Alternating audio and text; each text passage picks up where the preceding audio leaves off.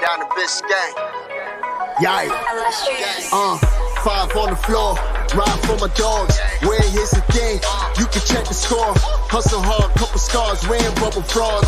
Just like Butler said, you in trouble, y'all. Kept the floor playing, got an all band. Y'all seen the block, stop with one hand. And Pat we trust, it's about have the guts. We're here to bring the heat, y'all can hang it up. Welcome to 5 on the Floor, a daily insider show on the Miami Heat and the NBA, featuring Ethan Skolnick, Greg Sylvander, and Alex Toledo, plus others from the 5 Reasons Sports Network. Welcome back to the latest episode of 5 on the Floor Live. I am your host, Greg Sylvander. With me, tonight's floor plan is Brady Hawk and Alex Toledo. You can follow them respectively at Brady Hawk 305 and Tropical Blanket. We are going to recap what was a pretty gut-wrenching way to go out in Denver as the Miami Heat ended up losing 124-119, if I am recalling correctly, to the Denver Nuggets. So we're going to dive into that quickly, maybe take a few comments. We know people are amongst holiday fun, so we're going to be here about 20 minutes. So we will be highly efficient, as many Heat players and Nuggets players were tonight. Before we dive in, though, I want to tell you about a great sponsor of the 5 Reasons Sports Network, and that is Aggressive Insurance. They are the insurance broker agency for you. They've been servicing South Florida for over 15 years. They offer auto, homeowners, condo insurance, life insurance, retirement programs. Lynette will give you free notary service to all clients. They represent all the leading carriers in South Florida. So if you have a bad driving record, no problem. No driver will be refused. Lynette is who you want to reach out to. Free phone quotes as well. Insurancebylynette.com is the website. Aggressive Insurance, 954-581-8800. Damn, y'all. That hurt. They had that damn game. Not only did they have that game, they shot 40% from three. They matched them on the boards. Shorthanded in the front court. Orlando Robinson is the new backup center. That's done. Conversation over. Max is looking better. That's good. Duncan is looking better. That's good. Bam, Tyler, both played good. Jimmy, Kyle, we could have used more. But to talk about all of it, I guess I'll start first with Brady. Initial just gut reaction to what was a tough victory or a tough loss, especially for those of us on Better Edge. Use the code 5RSN to get $20 free play. I went Heat plus 4.5. And I lost because they lost by 5. That just adds insult to injury. Not that you need to dive into the betting stuff, but what did you see from the team tonight? Well, I see that they basically just cannot, even when things look better, the things that have not worked out recently, even when they kind of find themselves, everything else kind of slips back. Like, this is a game where three-point shooting, like you kind of went over all the numbers, the three-point shooting is better. The offense looked smooth for the most part. And then you basically just see defensive slippage from top to bottom. Like you said, I thought Tyler and Bam were really good. The first 23 points of the third quarter were scored by Tyler and Bam. They were just spamming two-man action. I thought Jimmy was good at the beginning of the fourth, where he was getting to the floater, just kind of spamming it in DeAndre Jordan and drop, because that's just easy buckets every time and when he's sitting by the rim. And then you just kind of see it fall apart after I feel like there was a little bit of offensive slippage when they kind of got the starters back in there. It felt like even when all of them have it going, it feels like there's a lot of kind of taking turns in a way where, like, Tyler had his moment, Bam had his moment, Jimmy had his moment. Then it gets down to it. Tyler had his moment again, but it's like, it's not really like it's weird to say because it's kind of like a taking turns thing. But the offense wasn't the problem. It was more so the defense. I know there was the thing that's going to be talked about most, I feel like, from that game schematically, I guess, was that stint where they just basically just kept giving them the switch, and it really made no sense. It was just the fact that they were just basically Jimmy was guarding Aaron Gordon and Jamal Murray was being guarded by Kyle. They would set the screen. Kyle would just switch right on to Aaron Gordon every time, low post. Either it's a bucket or it's going to the line. Like, you're just making it so easy. And then you saw things happen where Tyler's now helping from the weak side corner because he has to. and then all of a sudden it's a kick out, it's a swing, and it's another Caldwell Pope 3, or it's another Michael Porter 3. So the Nuggets offense is high powered. We've known that. Like, we've seen that this season, but you're just making it easy for them at that point when you're just giving them what they want. Like, so that's the tough aspect of this. It does feel like in that sense that they gave this game away a lot of the time, I think. And there was also the other, I guess, thing I could point out in terms of the poor decision making was this has happened a few times where a certain player, either if it's Jimmy or Bam, does not get in the game because he's stuck at the scorer's table because he just doesn't get put in at the timeout, and then he gets put in like 50 seconds later. Yeah. That happened in an earlier game this season with Jimmy, where like Jimmy was stuck at the scorer's table for like 5 minutes, it felt like, and it was like a big deal. That's kind of happened. It wasn't as long in this game. It was a short stint. And Orlando Robinson was great, but you're basically putting Orlando Robinson out there to guard Jokic when he entered. Like, you have to mirror Jokic's minutes with Bam, especially how good he was defensively on him and the things he was doing. So I thought those were kind of the two things that stuck out, I guess, which is funny because as good as this team has been, they were literally in December 29th in offense, only in front of the Hornets, and they've been very good defensively. And then you see a thing turn offensively, and it slips back defensively, which partly could be Caleb Martin and Oladipo not playing, a little bit less point of attack, but still, the defensive structure should be there, and it just really didn't seem like it was tonight. Yeah, it's tough. It's difficult when they're shooting so well, yet you force 20 turnovers. Like, usually when you force a team to turn the ball over, 20 or more times, you that means you're doing something right. But to your point, like, they are making shots at just an absolutely robust clip. I want to give a shout out. So for our podcast listeners, we're doing this live on YouTube, and we do have super chat comments. So this is coming in from Jason Adebowale. He says, I'm done with Lowry. That dude does absolutely nothing on offense or defense. Trade him for anything. We will have further conversations on trades, but not tonight. We are looking at solution-oriented conversation related to the basketball game that just took place directly before we started this show. So, Jason, major shout out. We appreciate you being here. We will address lots of Kyle Lowry trade talk in the future, not tonight. I'm not going to blame Duncan. Duncan looked good. He also owns the record now. So, I thought that lately Duncan's minutes have been positive. Alex, when you look at what Tyler Hero did late, I thought that was really encouraging. But ultimately, you're up against this team where, whether it was Bones in the first half or KCP, these guys were just where did they end for 3-point shooting? 60.7% on 28 attempts is insane shooting. Is it just as much as like you just have to tip your hat to those guys and like it's probably a good sign that the Heat stuck around in this game, or am I being too optimistic? What are your takeaways as you watched? I mean, I'm kind of with you because, like, if we're being honest, I kind of went into tonight thinking of it as a scheduled loss. The Heat never win in Denver, and I give these guys respect. And look, them coming out and this being, a game that comes down to the end, maybe is the least surprising thing of this season. But like, if they would have lost by a little bit more tonight, I wouldn't have been that surprised either because Denver usually has this game. They usually win this. Like, the Heat just don't win in Denver ever. The Nuggets are also really, really good. They've also been really good at home.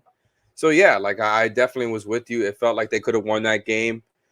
And to that same end, the fact that the Nuggets out-executed them at home is also not surprising to me, especially when you're talking about, like, when the Nuggets went on that little run in the fourth quarter there to kind of bring things back, because really the Heat were kind of extending that lead with Jokic off the floor. As soon as Jokic came back, they trimmed that small lead, whatever it was, 7 or 8. It felt like the Heat had a decent enough cushion, but that quickly went away. And, all of a sudden the Nuggets out executed you, and they've been doing this for years. So there were some mistakes defensively, and yeah, the Gordon thing was, I think that is going to get pointed out a lot. I thought Lowry really did a good job battling there. It was unfortunate he got that and one. Gordon made that one crazy shot when he got called for the foul.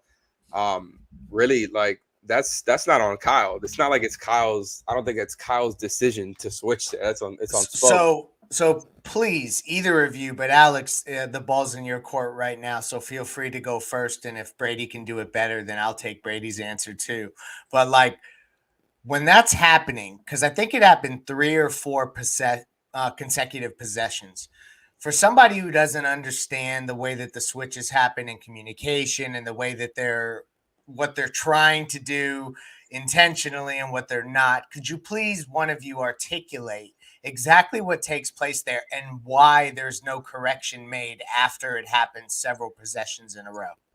Well, the fact that there's no correction, that's a tougher question. That's something that you can ask Spo, but he's never going to give you an actual you answer. hold Spo accountable No, for that's the that, thing. Alex, but that's for later. No, that's one of those things just talk where about how we got there.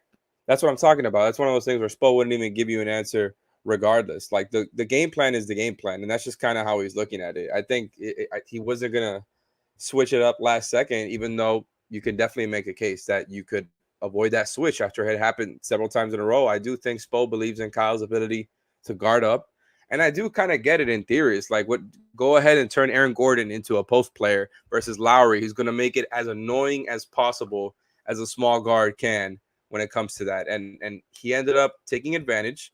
But like, would you have been that surprised if he didn't? I feel like I keep saying things like, I would be surprised at this. I wouldn't be at that. But like, Aaron Gordon is not a post player, right? So I kind of get the theory there. The problem is that they ended up completely taking advantage. Aaron Gordon did a really good job being physical and just taking advantage of the size there. I don't think that's what the game came down to, even though it was big. Like, I just think they were kind of playing from behind when you start off with that bad first quarter. And then when it came down to it, when all the best players were on the floor, they out-executed you at home. And, let's go back to the cliches. They're playing in Denver in high altitude. The team is also not good at half-court offense. The Nuggets are elite at it. So that part to me is not very surprising. It just sucks, by the way, that you threw out the 60% from three. That he had a good shooting game. They actually shot the ball well from three. I know. And just to point out another thing here, like I'm pulling up the number right now. They shot 38 shots in the mid range. The Heat did, and 14 at the rim. And yes, a lot of that was intentional because they were absolutely killing the deep drop that the Nuggets were in for a lot of the game. Whether it was Jimmy, whether it was Tyler.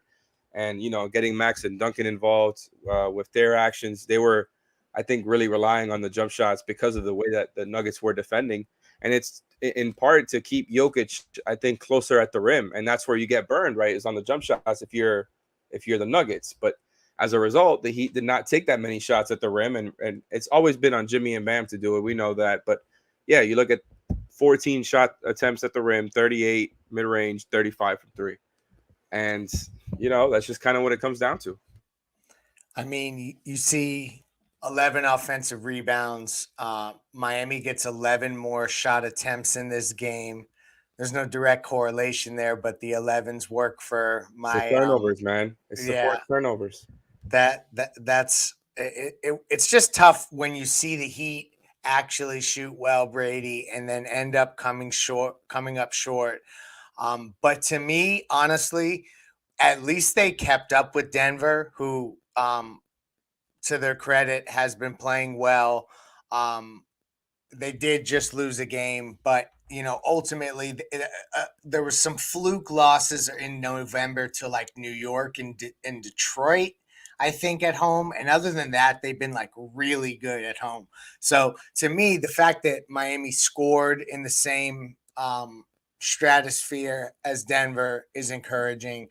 And also Tyler Hero and Bam Adebayo's play was encouraging. So I want Brady to talk a little bit more about that because he speaks much more eloquently than I do about it. But before we do, I want to tell you about another great sponsor of the 5 Reasons Sports Network, and that is Prize Picks. That is the official daily fantasy sponsor of the 5 Reasons Sports Network and 5 on the Floor Live.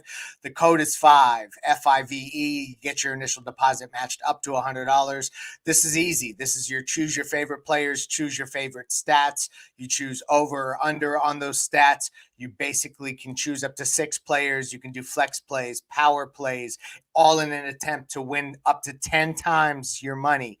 You got to use the code 5 to get your initial deposit matched up to $100. That is Prize Picks. You can do prizepicks.com on desktop or download the app. Use the code 5. Prize Picks Daily Fantasy made easy. You know I'm on there every day. I post my picks. That is what's up. I haven't checked how I did tonight, but I'm not feeling great about it. Brady, Tyler Hero looked great in that fourth quarter. Michael Porter Jr. couldn't guard him. At least that's what I saw. I mean, you guys can tell me if I'm like a ball watcher and that's wrong. And also Bam Adebayo, like Jokic is the dude, right? Like MVP caliber, but Bam Adebayo had a great game. So in an effort for us to go to Utah and not send the listeners and the viewers out on a cold spell, as it's cold where the Heat are heading, talk about what was good from Tyler and from Bam tonight, particularly in the second half.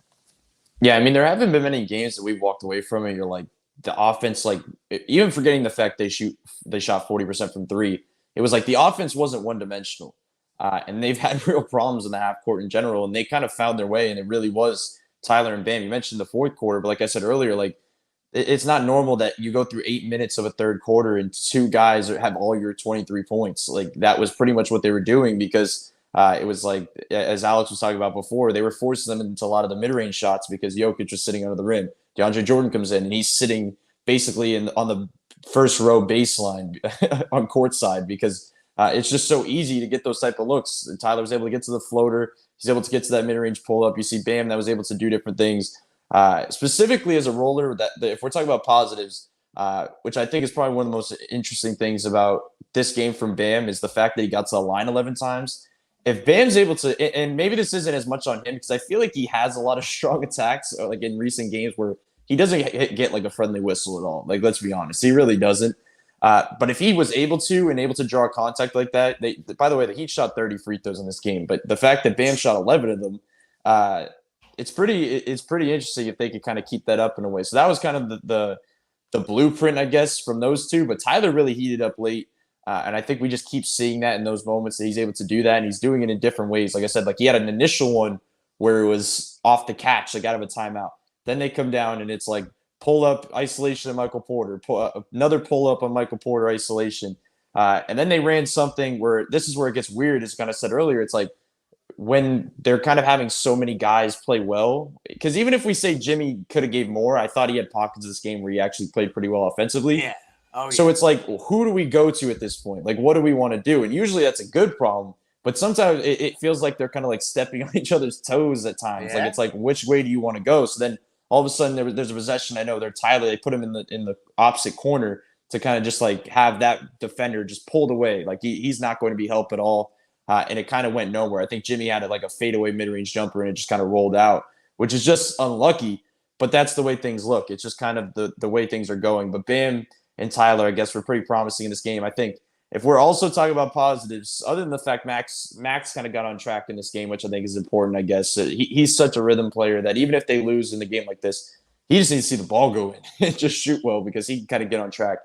But like you said earlier, they have their backup big, at least for now. Like we could talk trade deadline down the line and see who they get back in a trade. But for right now in this moment, they have their backup center. He played really well in this game. He had 13 points. Even when I mentioned the Jokic thing, but he even held his own in those minutes. Like he's just, he's physical. The things he's doing, we always talk about, and I know he only had 5 boards in this game, but he always feels like he's like, has like kind of a knack for the ball around the rim. Like we always talked about with Yurtseven, which Yurtseven was just, he'd come in with a minute left and he'd have 9 boards, but he kind of has a knack for that in that way that it's just, there's enough to see there where you're basically saying like, this guy is basically locked into the rotation for the next few weeks into months moving forward. So those are the promising things, but ultimately, like I said, I feel like from this game, I feel like most people are going to be talking about that Kyle Lowry switch more than the Bam and Tyler kind of strong performances in this game. That's just the way things will go. Very true. Ultimately, this is a gut-wrenching one. This is a super chat comment from Show Business 77. It comes in, why the stubborn loyalty to Kyle when Gabe should be closing Kyle off all night? This was an obvious miss. Seems indecisive and gutless, sorry to say. It's funny in our Five on the Floor text stream, but just between us and Ethan just said, when are they going to think about putting Gabe in the starting lineup? I don't know that they'll ever have the guts to do it. Gabe was a little off tonight, though. And I'm saying in response to if Gabe was 1 for 6 in this game, I guess in theory, if you're talking about it 1 for 1, he provides a little bit more defensively. There's a little bit, but I don't know if that change. I don't know if that changes the result of this game, to be honest. No, I don't. I think that I would have liked to see more from Kyle tonight. I think it was a lot of complaining, and he could have been contributing instead. So I stand by that this was a bad Kyle Lowry game, but you know what? They play immediately again tomorrow night, which we will not be broadcasting, just so you guys know. We are taking New Year's Eve off because nobody watches the Utah Jazz and the Miami Heat on New Year's Eve. But we are really grateful that you joined us for this broadcast as we recap the Denver Nuggets Miami Heat. They unfortunately lost, but it was a close one. They are still in the midst of the Eastern Conference playoff race. And we'll see how they do the rest of this road trip. We will have you covered after the new year. Everybody be safe, and we appreciate you supporting us all throughout 2022. That's it for tonight. Tough loss.